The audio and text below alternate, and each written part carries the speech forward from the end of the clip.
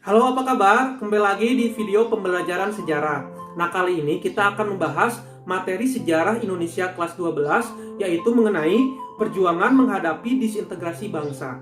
Nah, sebelum kita bahas materinya lebih lanjut, saya akan bahas dulu definisi dari disintegrasi. Disintegrasi ini berasal dari kata integrasi. Integrasi sendiri artinya adalah persatuan atau menggabungkan unsur-unsur yang berbeda menjadi satu atau menjadi bulat. Berarti disintegrasi ini kebalikan dari integrasi. Jadi disintegrasi artinya adalah perpecahan. Setelah Indonesia merdeka, ternyata Indonesia menghadapi berbagai masalah. Mulai dari kedatangan sekutu dan Belanda ke Indonesia, lalu Indonesia akhirnya melakukan perjuangan heroik demi mempertahankan kemerdekaan Indonesia. Nah, setelah itu akhirnya Belanda mengakui kembali kedaulatan Indonesia melalui konferensi Meja Bundar. Nah, dari situ ternyata Indonesia berhasil mempertahankan kemerdekaannya. Nah, sekarang Indonesia tidak lagi menghadapi perjuangan melawan pihak asing, tapi ternyata menghadapi pihak dari dalam negeri sendiri, yaitu adalah ancaman disintegrasi bangsa melalui berbagai macam pemberontakan-pemberontakan yang bisa mengancam kemerdekaan Indonesia. Untuk itu, mari kita bahas satu persatu pemberontakan apa saja yang mengancam kemerdekaan Indonesia. Yang pertama adalah pemberontakan PKI di Madiun tahun 1948.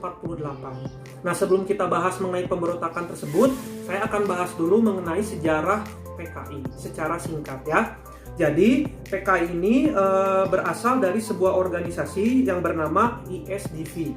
ISDV ini kepanjangan dari Indische Sociaal Democratische Vereniging ya, atau di bahasa Indonesia kan artinya adalah Persatuan Sosial Demokratik Hindia Belanda.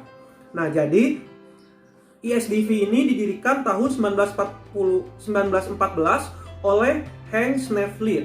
Nah, ia itu adalah seorang tokoh sayap kiri dari Eropa yang berhijrah ke Indonesia pada tahun 1913. Akhirnya dia menanamkan pengaruh ideologi komunis di Indonesia. Nah, ISDV sebenarnya dulu ISDV ini adalah organisasi SI ya. SI itu kepanjangan dari Sarekat Islam. SI akhirnya terpecah menjadi dua. Yang pertama menjadi SI merah dan yang kedua adalah SI putih. Nah, SI merah inilah yang berhaluan komunis yang nanti akan berkembang menjadi ISDV. Pada tahun 1920, ISDV akhirnya melakukan kongres.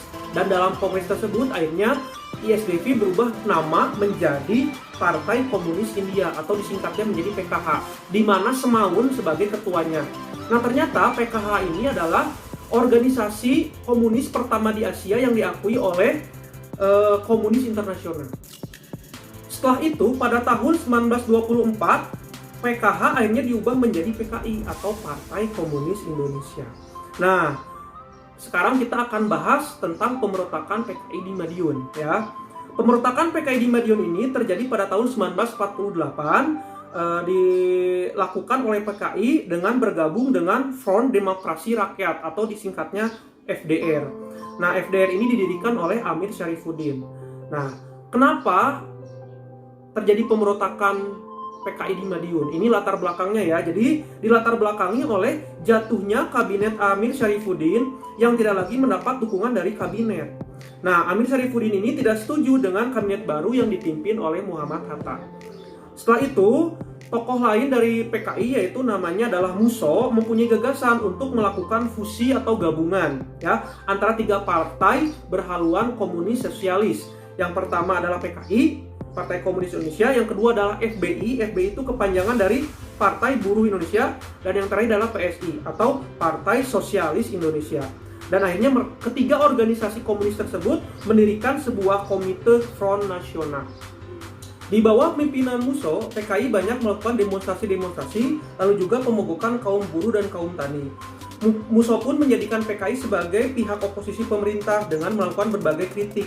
Nah, beberapa pernyataan Musso ternyata menunjukkan dukungannya terhadap Uni Soviet. Dan puncaknya, pada tanggal 18 September 1948, terjadilah pemberontakan bersenjata di kota Madiun. Dan diproklamirkanlah sebuah Republik Soviet Indonesia dengan membentuk pemerintahan yang baru.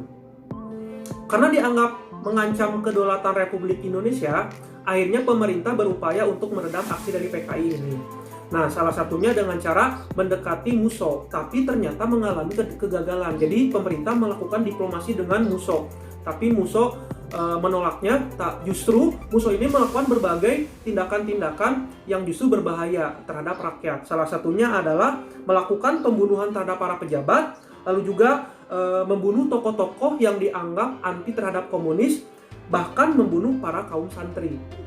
Nah, PKI ini akhirnya ditumpas oleh divisi Siliwangi dengan ditembaknya Musso, sementara Amir Syarifuddin ditangkap dan dijatuhi hukuman mati.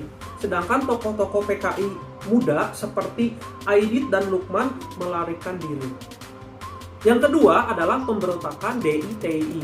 DITI kependekan dari Darul Islam Tentara Islam Indonesia. Artinya pemberontakan ini menginginkan Indonesia menjadi negara Islam. Nah, ternyata pemberontakan DITI ini menyebar di seluruh Indonesia.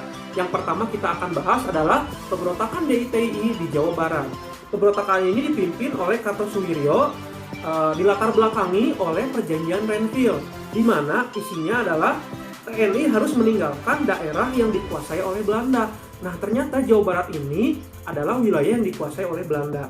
Namun, Laskar Hizbullah dan Sabilillah tidak bersedia meninggalkan wilayah Jawa Barat, tapi justru membentuk TII. TII itu kepanjangan dari Tentara Islam Indonesia.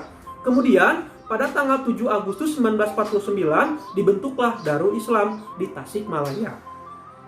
Ketika pasukan Siliwangi atau divisi Siliwangi hijrah ke Jawa Tengah dan ke Yogyakarta, DITI leluasa melakukan gerakannya di Jawa Barat. Salah satunya dengan membakar rumah, membongkar jalan rel kereta api, merampas harta benda, dan ketika pasukan Siliwangi kembali, Kartosuwiryo tidak mengakui adanya TNI, kecuali TNI mau bergabung dengan DITI. DITI ini pun ditumpas dengan memakan waktu yang cukup lama. Ini disebabkan oleh berbagai faktor. Misalkan karena wilayah Jawa Barat yang bergunung-gunung, bahkan ada faktor lain dari luar, yaitu ternyata pihak Belanda membantu pemberontakan DITI ini. Ya. Akhirnya TNI dan rakyat melakukan operasi Bratayuda yang disebut juga dengan operasi Pagar Betis. Dan pada tanggal 4 Juni 1962, Kartosuwiryo dan pasukannya akhirnya ditangkap dan diringkus di sebuah gunung namanya Gunung Geber di Majalaya, dan Kartosuwiryo pun akhirnya dijatuhi hukuman mati. Selanjutnya pemberontakan DITI di wilayah Sulawesi Selatan dipimpin oleh Kahar Muzakar yang menempatkan Laskar Sulawesi Selatan di APRIS. APRIS itu kepanjangan dari Angkatan Perang Republik Indonesia Serikat. Dan ia berkeinginan untuk menjadikan dirinya sebagai pemimpin APRIS di Sulawesi Selatan. Pada tanggal 30 April 1950, Kahar Muzakar menyarankan agar semua anggota KGSS, kepanjangan dari Komando Gerilya Sulawesi Selatan, dimasukkan ke dalam anggota APRIS dan mengusulkan dibentuknya Brigade Hasanuddin. Namun permohonan tersebut ditolak mentah-mentah oleh pemerintah pusat. Namun pemerintahan pusat memerintahkan KGSS untuk masuk ke dalam Korps Cadangan Nasional, yang disingkat dengan CTN, dan Kahar Muzakar menjadi pemimpinnya. Tapi hal tersebut ditolak oleh Kahar Muzakar. Lalu Kahar Muzakar melarikan diri ke hutan bersama pasukannya dan menyatakan bahwa wilayah Sulawesi Selatan bagian dari NII atau Negara Islam Indonesia. Pada bulan Februari 1965, Kahar Muzakar akhirnya berhasil ditembak. Selanjutnya pemberontakan DITI di wilayah Aceh. Ya. DITI di Aceh ini dipimpin oleh Daud Bere. Nah, setelah RI masuk ke dalam wilayah NKRI, wilayah Aceh ternyata diturunkan statusnya. Yang dulunya istimewa, nah sekarang menjadi wilayah Provinsi Sumatera Utara. Kebijakan tersebut ditentang ternyata oleh Daud Bere ini. Dan pada tanggal 21 September 1953, ia mengeluarkan maklumat bahwa Aceh masuk ke dalam wilayah NII atau Negara Islam Indonesia yang dibentuk oleh Kartosuwiryo di Jawa Barat. Selain menggunakan perlawanan senjata, ternyata pemerintah pusat juga melakukan musyawarah kerukunan rakyat Aceh pada tanggal 17 sampai 28 Desember 1962 atas inisiatif Kolonel Jasin. Nah, ternyata melalui musyawarah tersebut akhirnya diselesaikan secara damai. Jadi, pemberontakan DITI di Aceh ini ternyata tidak terlalu banyak memakan korban dan tidak terlalu banyak memakan waktu ya. Jadi dengan melakukan musyawarah, akhirnya pemberontakan DITI di wilayah Aceh ini ternyata bisa ditumpas. Selanjutnya adalah pemberontakan DITI di Jawa Tengah. Nah, pemberontakan ini dipimpin oleh Amir Fattah yang bergerak di daerah Tegal, Brebes, dan Pekalongan. Untuk itu, pemerintah menumpas gerakan ini dengan cara melakukan operasi Banteng Negara yang dipimpin oleh Kolonel Sarbini pada tahun 1950. Nah, pasukan gerakan ini disebut dengan Banteng Raiders. Selain di wilayah tadi, ternyata pemberontakan DITI juga berasal dari Kebumen. Nah, jadi muncullah pemberontakan di Kebumen. Pemberontakan ini berasal dari Angkatan Umat Islam atau disingkatnya AUI yang dipimpin oleh Kiai Muhammad Mahuz Abdurrahman. Ternyata di Kudus juga muncul pemberontakan. Nah, hal ini ternyata berhasil ditumpas oleh Operasi Merdeka Timur yang dipimpin oleh Letnan Soeharto. Dan yang terakhir adalah pemberontakan DITI di wilayah Kalimantan Selatan. Nah, pemberontakan DITI di wilayah Kalimantan Selatan ini dipimpin oleh Ibnu Hajar yang menamai gerakannya dengan Kesatuan Rakyat yang Tertindas atau disingkatnya KRJT yang meminta bantuan pada Kartosuwiryo dan K.H. Muzakar. Pemerintah pusat berhasil menumpas gerakan ini pada tahun 1963 dengan Ibnu Hajar menyerahkan diri secara resmi, dan pada tahun 1965 Ibnu Hajar dijatuhi hukuman mati.